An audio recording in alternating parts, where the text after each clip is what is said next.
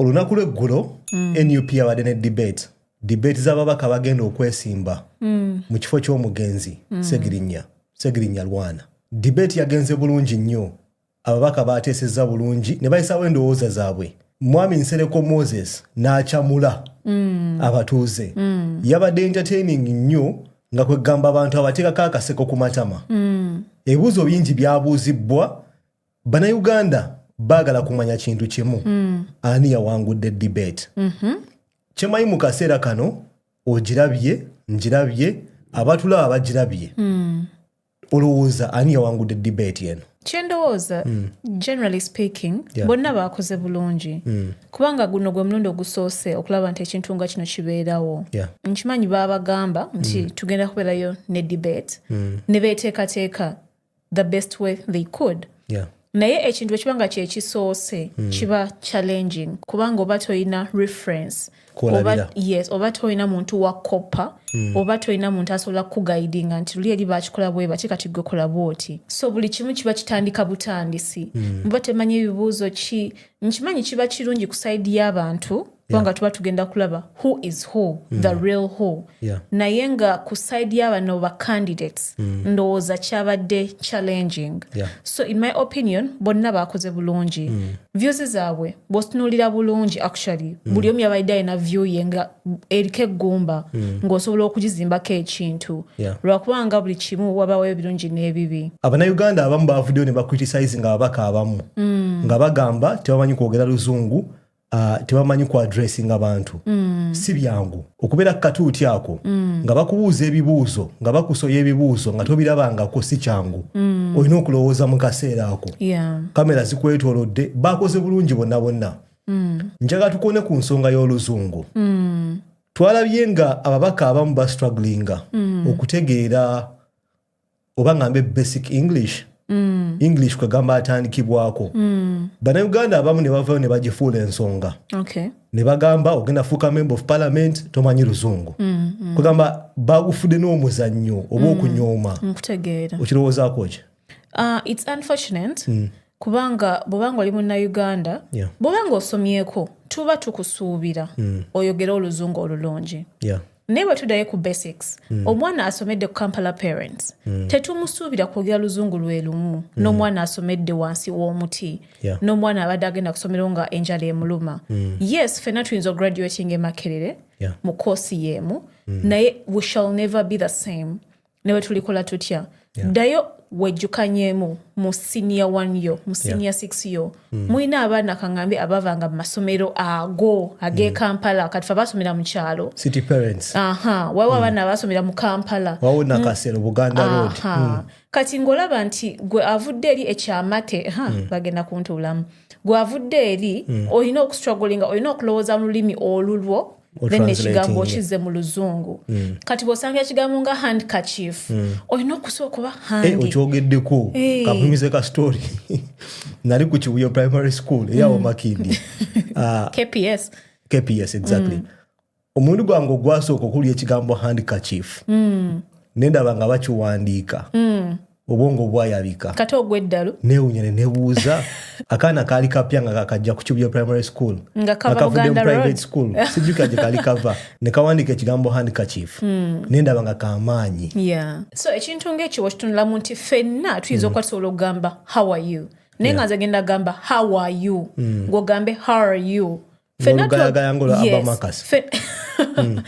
twogera ekigambo kyekimu naye gwe olulwo lugenda kusoundinga appealing to the general public. Eyo challenge eyabaddewo eggulo. Kwegamba ebadde accent. Yes, ebadde accent. Oluzungu tukize tugaane. Oluzungu it will never be the same. Goyinza okuba oluyita basic English naye omusawo yabadde asomye ebibuuzo ebyo. Omwana asomedde mu masomero, omwana asomye. Planned kid. So n'oluzungu engeri gy'agenda okugambamu ekigambo tick. Tagenda kugamba tiiki. Kati nze abadde ategeera nga tiiki. Ategeeza tiiki oba tiiki. Then ngezeeko okukivuunula. Those 20 seconds zengenda okutwala zigenda ku affectinga my thought process. Okitegeera. Zikulabisa nga tamanyi. So in the long run mwabanda ku TV mugenda gamba oyo tamanyi. Naye twerabira nti bano abantu 10 ababaddewo tulinawo kanso tosuubira kanso nalukoola ayogera oluzungu lumu nange atali kanso kanso abadde ayogera oluzungu mu maaso g'abajjaaji yes kanso arguinga mu luzungu so I think saakagamba nti tewabaddeewo balance ebaddewo kubanga ebibuuzo bibadde bya buli omu nze ishu yange eri bweti bannayuganda balowooza nti oluzungu ye end of life oba oluzungu lwelutegeeza nti omuntu ategeera nnyo si kituufu oluzungu foreign language omuzungu yava yonna gye yava n'agireeta mu Africa ne tugiyiga buyizi kasitamba nga nsobola okwogeramu oluzungu olutono kimala kasitamba nga nsobola okucommunicatinga nga nsobola okubuuza nga nsobola okusoma n'entegera bye nsomye kimala sina kubanga njogera luzungu naye kyonna kigamba luli abantu abajja ne bagamba nti lwaki mukola podcast zammwe mu Luganda waliwo yajja mu comment n'agamba nti mbalabe ng'egye mufaananamu nga noza mugenda kwogera oluzungu mama okitegeera tukola ebintu bino because tuli proud of our language nze nyina obuzibu bunene nnyo n'omuntu agamba nti olina okukola ekintu mu luzungu lwaki tovaayo n'oŋŋamba nyina okikola mu local language in this case lwe Luganda lwe twogera eyo nnyo colonialism gye twogerako nkutegeera naye olaba eggwanga nga Tanzania oba Kenya abayina national language oyinza osanga nga ne mu palamenti yaabwe bayinza okuyayo ne session kaŋŋambe nti eno session egenda beera mu lulimi bweruti kubanga ffenna tusobola okucommunicatinga yes unfortunately ffe mu Uganda tetulina lulimi olwo nkimanyi ffenna ne bwogenda ebweru n'osanga omukyoli nga gw'oli munyankole kigenda kubanguyira okugamba gyebaleko kubanga we all assume Luganda is the national language to a greater extent kyekifuula olulimi national language okubanga the biggest percentage mu country tusobola okukozesa olulimi olwo olowooza mu ggwanga lyaffe language esinga okubeera popular si Luganda I think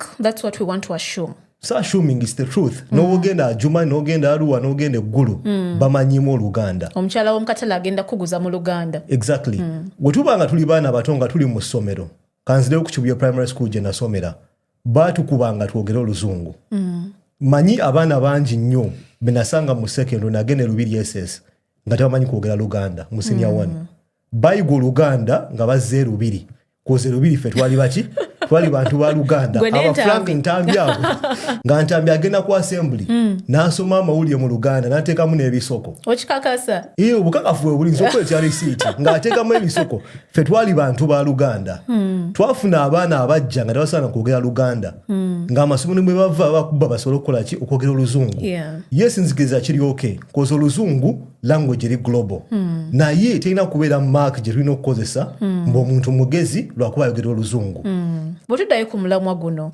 nti mu debate eno bano abantu bagenda kukiikirira abantu mu parliament bagenda ku arguinga n'abantu abava mu north abava mu south abantu atamanyi Luganda bonna bagenda kukozesa olulimi lumu oluzungu according to you wadde banabaka ba central bakiikirira abantu b'ekawempa boogera Oluganda do you think it was okay okukozesa oluzungu carrying out debate eno yes kyabadde okay naye tetugifuula maaka nti ki ono bamusinze lwakuba tayogera luzungu tumujajinge ku ngeri gyazzeemu ebibuuzo to the best of their ability engeri gye badde basobola okucommunicatingamu we tugenda mu parliament nze issue yange eri bweti lwaki palamenti yaffe eri exclusive mu luzungu eyo ye neocolonialism gye twogerako nti omuzungu yagenda ne teyagenda yatusiba endowooza okulowooza nti palamenti yaffe erina kubeera mu luzungu nga documents zaffe mpulideko omuntu akola argument nti ba MP bagenda mu parliament bagenda soma documents muki mu luzungu lwaki tezibeera translated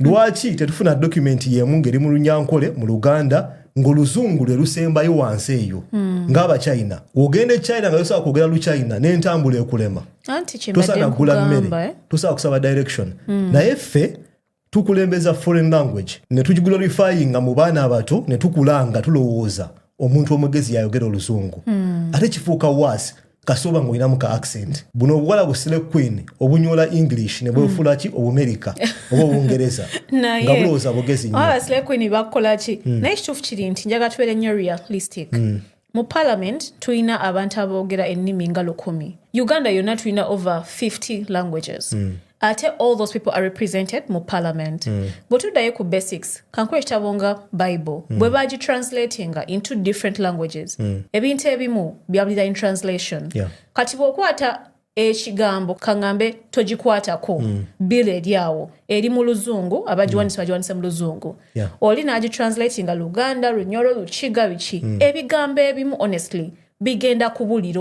Baganda bange mbalamusizaako nnyo mwebali kwekumira ku mayengo gano aga UG Update TV. Mbategeeza nti mukola kyamaanyi nnyo okwekumira ku mayengo gano. Mwenna abatwala obudde ne mutwala omulimu gw'omwamaanyi gwe mukola ogw'obutawera okuba nga mubeerako buli kadde ne muba nga mutuwuliriza mbaanirizaako nnyo era mbaagala nnyo. Kiva nkozeseza lino eddoboozi lyawamu nsobola okuba nga mbeebaza.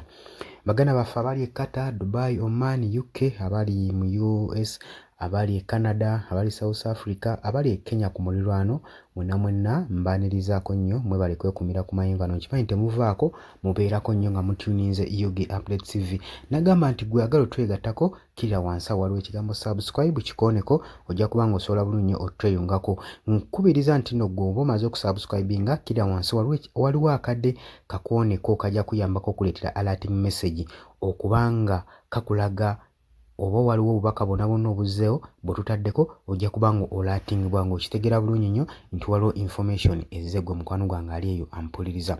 Habula nammwe mwenna abeetaaga okuba nga mulanga naffe nga mwagala okola advertisements naffe, ennamba y'essimu eya WhatsApp yeeyo gye muba muyitako mujja kuba musobola otufuna bulungi nnyo osobole okuba nga naawe bizinensi yo emanyikibwa osobole okuba nga ogikuba abantu gwe mukwano gwange ali eyo ampuliriza. Ennamba eya WhatsApp gy'oba oyitako ocommunicating naffe tujja kuba nga tukuyambira ddala bulungi nnyo. Mbategeeza nti nno mbaagala nnyo mwebale kwekuumira ku UG Updates TV. Mbaagala nnyo mweraba.